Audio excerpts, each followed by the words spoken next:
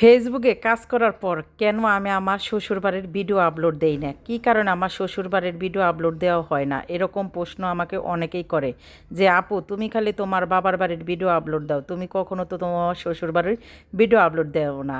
এই কারণে এই ভিডিওটা পুরোটা আপনাদের দেখতে হবে আমি কী কারণে আমার শ্বশুরবাড়ির ভিডিও আপলোড দেই না। A to Z এই ভিডিওতে বলবো। 3 বছর যাবৎ আমি ফেসবুক অনলাইনে কাজ করি। ফেসবুক অনলাইনে যখন আমি ঢুকছি তখনই আমাকে এগুলো কেউ করতে দিবে না এবং অনেকেই নিষেধ করছে। আমার পরিবারের কেউ এই অনলাইনে কাজ করা পছন্দ করে না, বিশেষ করে আমার বাবার বাড়ি, বিশেষ করে আমার হাজব্যান্ড, বিশেষ করে আমার শ্বশুর বাড়ি। কেউ এই অনলাইন জগৎটা পছন্দ করে না। যাই হোক, সবার অবাধ্য হয়ে আমি অনলাইনে কাজ শুরু করে দিছি। এই অনলাইনে কাজ করতে এসে আমাকে অনেকের অনেক কথা শুনতে হয়েছে, তারপরেও কিন্তু আমি থেমে থাকি নাই। আমি আমার মতন কাজ চালিয়ে গেছি। অনেকের অনেক ধরনের মন্তব্য করছে, অনেকে অনেক কথা শুনতে হয়েছে, অনেকের অনেক গালিগালাজও শুনতে হয়েছে। যাই হোক, আমিও প্রথমে বললাম না যে কেন আমি আমার শ্বশুরবাড়ির ভিডিও আপলোড দেই নাই, কী কারণে দেই নাই। আমি এই কারণেই দেই নাই, তারা এই অনলাইন জগৎ পছন্দ করে না। তারা চায় না যে তাদের বাড়ি কিংবা তাদের ভিডিও করে আমি ফেসবুকে আপলোড দেই। যাই হোক, আমি কিন্তু আমার শ্বশুরবাড়ি তেমন একটা যাই না। আমার বিবাহিত 21 বছর জীবনে হয়তো আমি 6 মাসও আমার শ্বশুরবাড়িতে থাকি নাই। আমি মাঝে মধ্যে হঠাৎ গেলে হয়তো 1 দিন 2 দিন থেকেই আমি চলে আসি।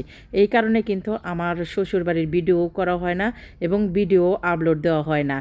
আমি এবার ঈদে যাই নাই, ঠিক আছে, ঈদের পরে গিয়ে সেখানে মানে গেছি, যাওয়ার পরে কিছু কিছু মানে ভিডিও আমি নিছি। নেওয়ার পরে আমার ভাগ্নি ছিল, ভাগ্নির সাথে আমি একটু মানে ঘুরছি ফিরছি, তখন কিছু কিছু ভিডিও নেওয়া হয়েছে। যে যাই হোক, আমি আমার শ্বশুর বাড়ি গিয়ে কিন্তু তেমন একটা থাকাও হয় না, আবার ভিডিও বানানো হয় না, ভিডিও আপলোড দেওয়া হয় না। এই তারিখে আমি একটু মানে কিছু ভিডিও করছি এবং আপনাদের মাঝে উপস্থাপনাও করলাম এবং আপনাদেরকে দেখালাম।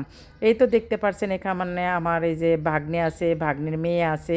আর প্রথমে যা দেখতে পাচ্ছেন সেটাই হলো আমার শ্বশুরবাড়ি। আর শ্বশুরবাড়িতে আমার কেউ থাকে না, শুধুমাত্র আমার শাশুড়ি থাকে আর আমার ভাসুর সে মানিকগঞ্জ থাকে আর আমরা ঢাকায় থাকি।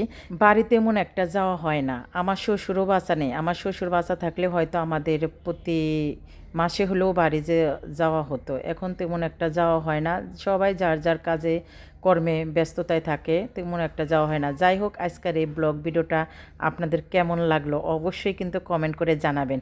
আর আমি তেমন কিন্তু আপনাদের মাঝে ব্লগ ভিডিও উপহার দেই না।